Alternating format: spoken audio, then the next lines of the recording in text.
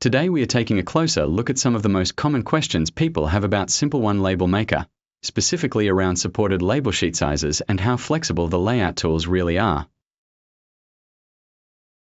SimpleOne supports a wide range of formats, including standard US letter sheets, international A4 sheets, 4x6 mini sheets, US legal, and even tabloid-sized layouts. And yes, that includes full support for customizable positions and the ability to print on partially used pages.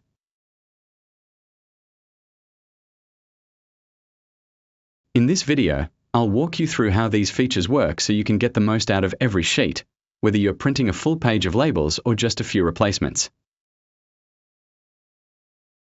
Let's start by selecting an A4 label template. From the main screen, I'll open the template library and switch to the A4 category. You'll see several layout options here, and for this demonstration, I'm choosing the 24 label per sheet format. This is a popular layout with evenly spaced rectangular labels. Once the template loads, notice that every label position is fully editable. You're free to tap any label on the sheet, top, bottom, or somewhere in the middle, and start designing right away. There's no requirement to fill them in order, which makes it incredibly convenient when you only need to print a few labels.